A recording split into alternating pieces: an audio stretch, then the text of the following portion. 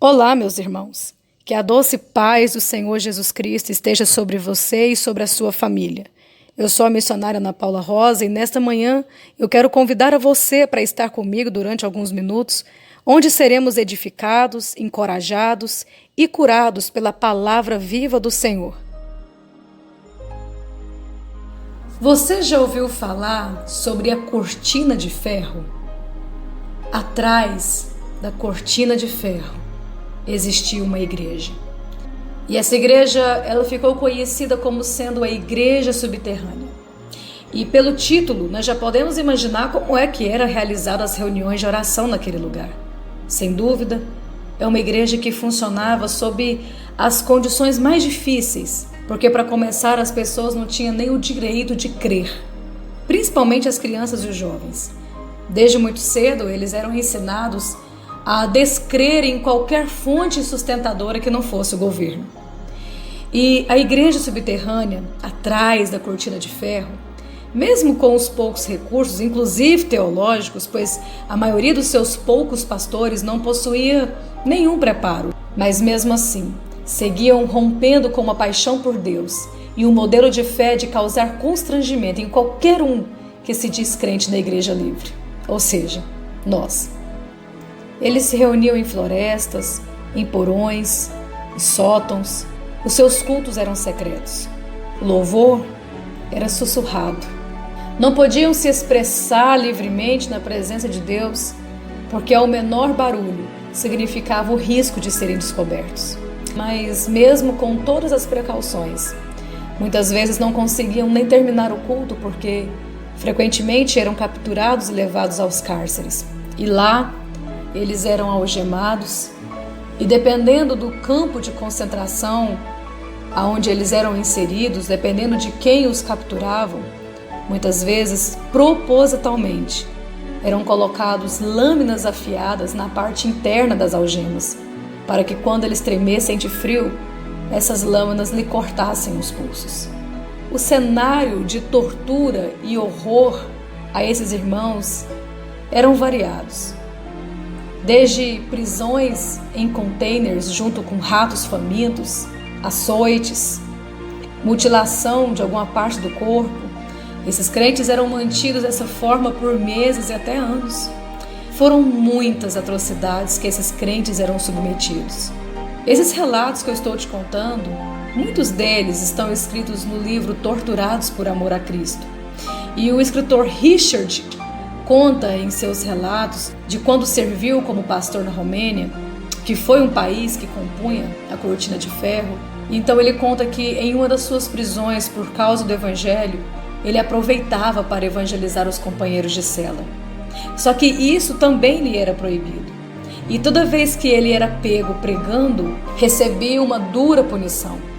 E foi aí então que eles tiveram uma brilhante e abnegada ideia. Pregamos e depois apanhamos. Se essa é a condição para que eles ouçam de Cristo, é assim que será. Então, segundo ele, frequentemente numa dessas pregações, os guardas entravam repetidamente e arrastavam o pregador para a sala de surras, e depois que o deixavam quase desfalecido, sangrando, jogavam novamente o pastor na cela. E então, depois de algum tempo, quando conseguia recobrar a consciência, o pregador com muita dificuldade se ajeitava e dizia: então, irmãos, em que ponto eu estava quando fui interrompido? Atrás da cortina de ferro existia uma igreja que tudo o que eles desejavam era apenas a liberdade de cultuar o seu Deus. Não queriam catedrais, nem impérios, nem construções ostentadoras.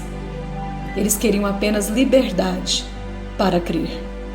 Esses relatos nos fazem pensar se nós realmente temos noção da fé que professamos. Mas daí, enganosamente, nos tendenciamos a pensar que isso foi no passado e que hoje as coisas são diferentes. Mas pasme você, segundo pesquisas sérias, de sérias instituições, aponta para uma estatística sobre a quantidade de mártires e perseguição ao evangelho. e chegam à conclusão de que hoje, ano de 2021, a perseguição ao evangelho hoje é muito superior. Ainda hoje, milhares e milhares de irmãos nossos estão vivendo sob essas condições terríveis, tendo que escolher entre viver ou crer. Nós não podemos fechar os nossos olhos. Em minhas pregações, eu sempre me vejo na obrigação de alertar aqueles que me ouvem sobre a liberdade da crença que Deus nos permitiu. E Ele não nos permitiu porque somos bonitinhos, mas por um propósito. E um dia haveremos de prestar contas dessa liberdade. O que fizemos com ela, o que fizemos através dela.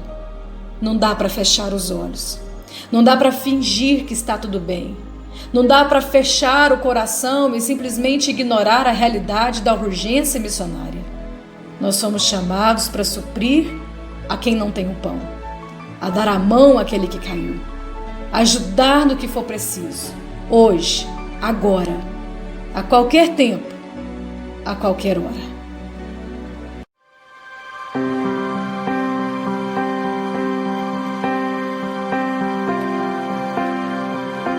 Sempre vou lembrar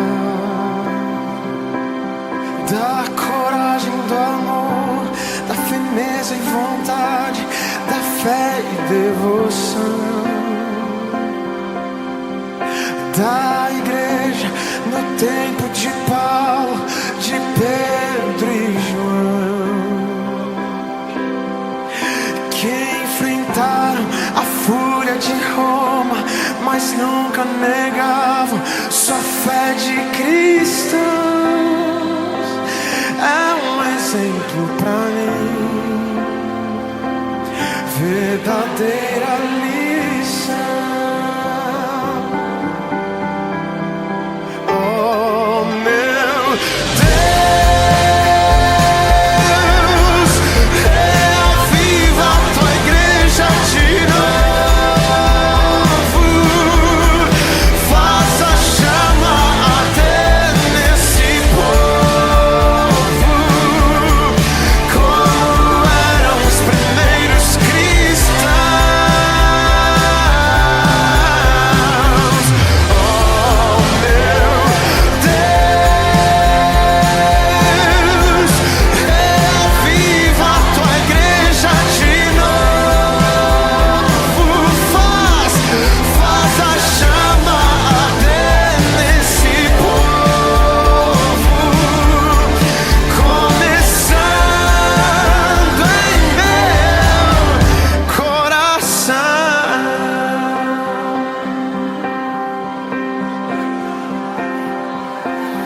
Eu queria ver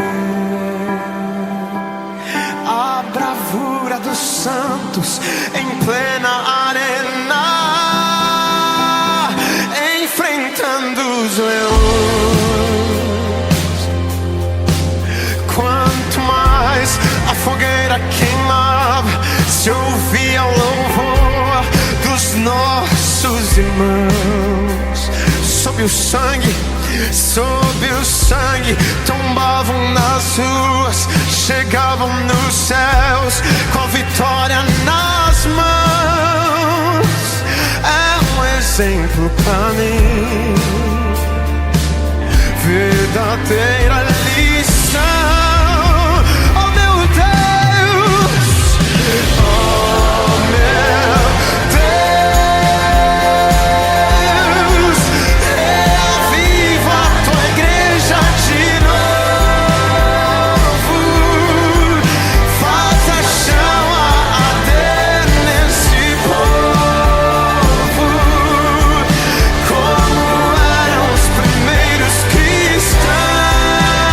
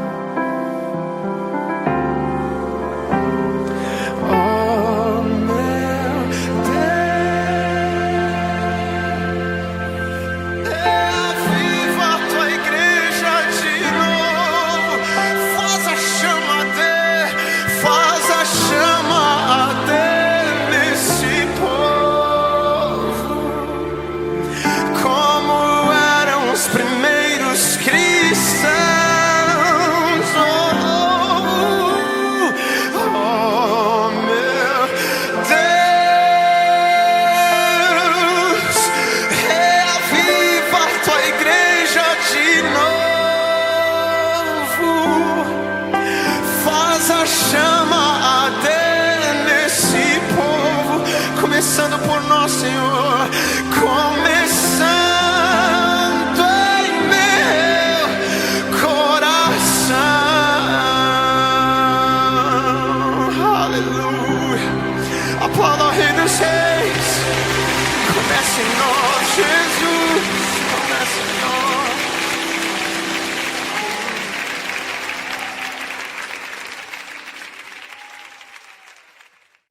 Eu não poderia deixar de te encorajar a compartilhar com alguém essa palavra que o céu nos enviou. Se deixe ser usado por Deus para abençoar outras pessoas. Eu gostaria de te pedir para que se inscreva em nosso canal. Dê o seu like clicando no joinha e ative também o sininho de notificações para que o YouTube entenda que esse conteúdo é interessante para você. Continue comigo amanhã, caso essa seja a vontade de Deus. Até mais e um grande abraço.